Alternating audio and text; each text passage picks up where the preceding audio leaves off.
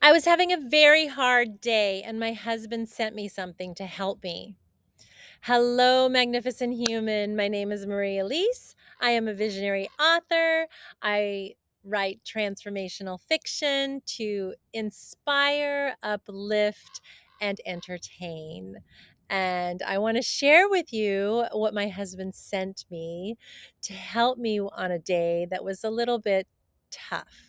So I was kind of down in the dumps and I wasn't feeling very good. And I was complaining about it to my husband. And he sent me a video. And it was one of my videos. It was a clip of me speaking. And I had to laugh because he's a little bit of a joker. And he's got a great sense of humor. But essentially, what I'm learning is that as I make these videos, I am learning right along with you. I am learning right along with you.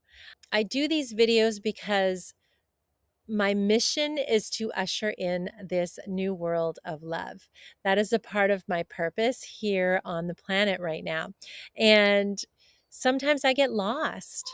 I get lost in my fears and I get sucked down into the ick of the world. And I start to feel like I can't make a difference. And I start to think that it's never going to get any better. And I start to believe that we are just stuck in this world of fear and hatred and conflict, and that no amount of videos or writing could possibly make any difference. And my husband sent me one of my videos talking about how each and every one of us is important and special.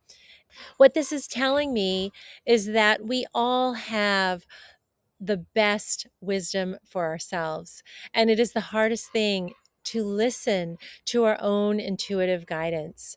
And when I'm talking to my friends who are struggling, when I often try to ask them like what their own intuitive wisdom has to say. And it's remarkable how much wisdom we all have inside, how much we all know, deep insight that we all carry within. The hardest thing is learning how to listen to that because we're not taught how to listen to our deep intuitive wisdom. We are not taught in this world how to tap in to our own guidance, to the voice of our highest self. We are often taught to listen to everybody else, to give our power away to leaders and teachers and our parents, to AI, and we often don't turn to our own internal wisdom to get insights for our life. I am on a path of learning how to deeply listen to myself and deeply listen to my highest wisdom and to discern between my ego and my fears and my past conditioning and learn how to listen to the voice of my highest self. It is a process and it is a learning, and I don't always do it right. I make lots of mistakes, like all of us, but it is to me the biggest shift we could make and the biggest contribution we could make to the planet is learning how to listen to our own intuitive wisdom and learning how to follow our purpose and to bring that into the world. This is what creates a more kind and gentle world. It is not about dictating what other people do. No, it's about listening to our deepest self.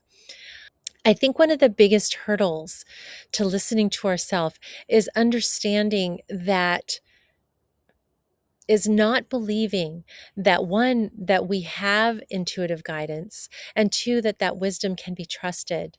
And that has been one of the biggest hurdles for myself, is learning that my own intuitive wisdom has the highest good for me and everybody else in mind, and has a bigger vantage point, can see things more clearly, and will always point me to the best and highest path for myself, more I listen to it, the more my life unfolds beautifully, the more I find magic happens, the more things come to me.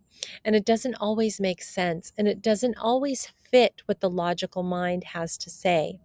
But what I find is that something better happens, something magical happens, and life becomes easier and more joyful and more playful and more abundant.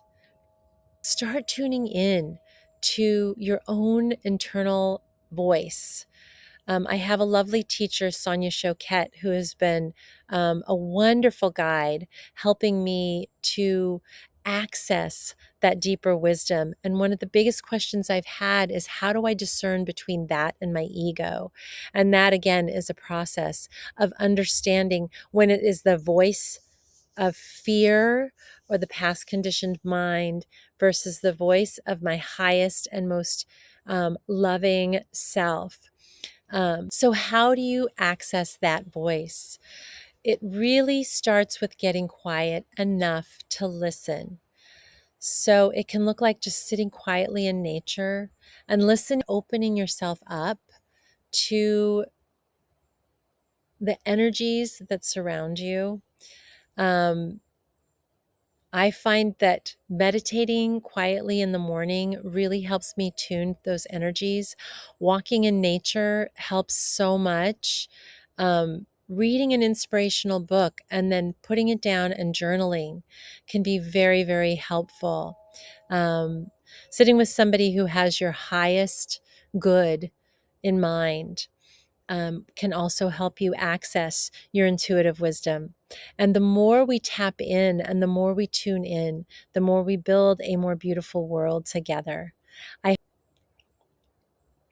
If you want to learn more and you want to be inspired, I invite you to read my book, The Realm of Unity. It is utopian fantasy or a guidebook home to yourself, and it will bring you into a world where all the people are tuned in to their intuitive wisdom and are following it.